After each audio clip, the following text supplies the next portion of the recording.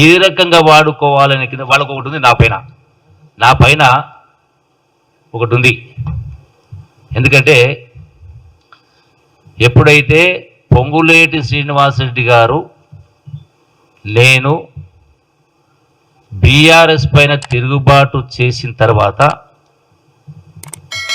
ఎదిరించిన తర్వాత బీఆర్ఎస్ పార్టీకి కోలుకోలేని దెబ్బ పడ్డది.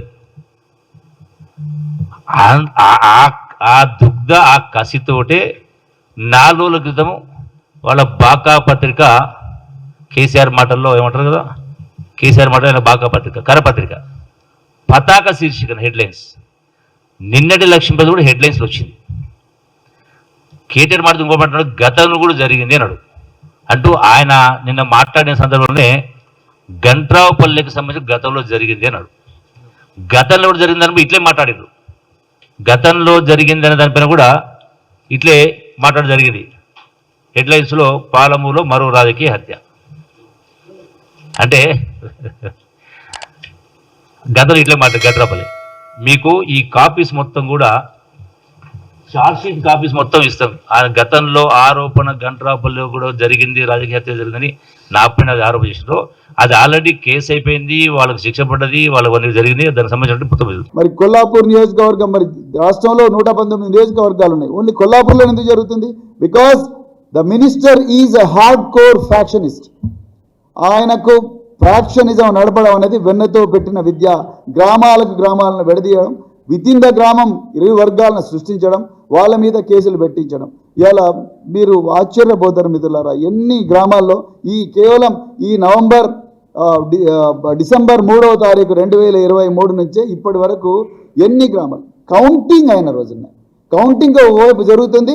హర్షవర్ధన్ రెడ్డి గారి మనుషుల కార్లను మొత్తం కూడా ధ్వంసం చేయడం. అదేవిధంగా గంట్రాపల్లిలో బీఆర్ఎస్ లీడర్ మల్లేష్ యాదవ్ అని ఒక ఆర్మీ జవాన్ అండి, అతన్ని ఘోరంగా మర్డర్ చేశారు. మరి కేటీఆర్ గారు కూడా ఆ రోజు హర్షవర్ధన్ రెడ్డి గారు, కేటీఆర్ గారు కూడా ఆయన శవయాత్రలో పాల్గొన్నారు. కనీసం ఆర్మీ జవాను, దేశాన్ని రక్షించే ఆర్మీ జవాను ప్రాణాలకు కూడా, వాలంటరీగా రిటైర్ అయిన ఆర్మీ జవాను ప్రాణాలకు కూడా రక్షణ లేని పరిస్థితి కాంగ్రెస్ ప్రభుత్వంలో. అదేవిధంగా పాన్గల్ ఎంపీపీ శ్రీధర్ రెడ్డి గారిని ఆయనను అటాక్ చేశారని మీద డీజిల్ కోసం. అదేవిధంగా మరి జొన్నలబొగుడ అనే గ్రామంలో సర్పంచ్ రవినాయక్ ఇంటిని దాడి చేశారు. అదేవిధంగా సాదాపూర్ గ్రామంలో బీఆర్ఎస్ లీడర్ గుజ్జుల పరమేష్ అనే వ్యక్తి ఇంటిని అటాక్ చేశారు.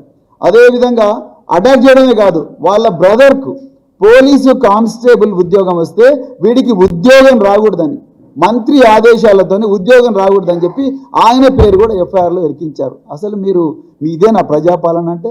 ఇది ప్రజాపాలన కాదు, ప్రజల మీద కక్షతోని చేస్తున్న ప్రతీకార పాలన అని చెప్పేసి ఈ సందర్భంగా చెప్పాల్సి వస్తున్నది. అదేవిధంగా చిన్న కారుపాముల నేను ఇంతకుముందు చెప్పిన సంఘటన, దళిత యువకుల మీద దాడి. అంతకన్నా ముందు నేను, హర్షవర్ధన్ రెడ్డి గారు, జగదీష్ రెడ్డి అనే బీఆర్ఎస్ కార్యకర్త తన పొలంలో భార్య భర్తలు ఇద్దరు పొలంలో వ్యవసాయం చేసుకుంటుంటే ఉదయం 6 గంటలకే పోయి ఘోరంగా దాడి చేశారు.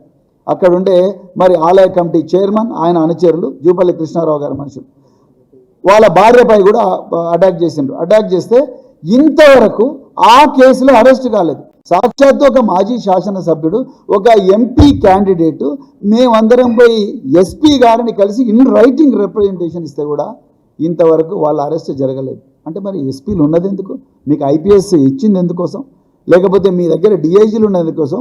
ఐజీలు ఉన్నది ఎందుకోసం? మీకు అందరికీ అంత లగ్జరీ వెహికల్, ఇంత గొప్ప ఆఫీసులు మరి కట్టించింది నిందితులను అరెస్ట్ చేయకుండా వాళ్ళని యథేచ్ఛగా తిరగమని చెప్పడం కోసమేనా? అదేవిధంగా ఆ నిందితుల్ని మేము మొదట ఇద్దరం పోయి అరెస్ట్ చేయండి అని చెప్పి ఎస్పీ గారిని అడిగిన కేసులో నిందితులను అరెస్ట్ చేయనందుకు వాళ్ళు మే 13వ తారీఖు నాడు దళిత యువకుల మీద ఘోరంగా దాడి చేసిన, ఫ్రాక్చర్స్ అయినాయి అందరికి కూడా. SC ST prevention of atrocities case పెట్టి ఇంతవరకు అరెస్ట్ చేయకుండా ఇప్పుడు కాంప్రమైజ్ కోసం ప్రయత్నం చేస్తున్నారు. అంటే మీరు ఏమన్నా కాంప్రమైజింగ్ ఏజెన్సీయా లేకపోతే కాన్స్టిట్యూషనల్ ఏజెన్సీయా? సో అదేవిధంగా మరి కుడికిల్ల గ్రామంలో బీఆర్ఎస్ కార్యకర్త డీజే మూర్తిని ఘోరంగా కొట్టారు. దాని మీద కూడా ఇంతవరకు పోలీస్ యాక్షన్ లేదు. అదేవిధంగా కుడికిల్ల గ్రామంలో లక్ష్మణ్ రావు అనే వ్యక్తిని 15 రోజులు దొంగ కేసు పెట్టి జైలుకు పంపించారు.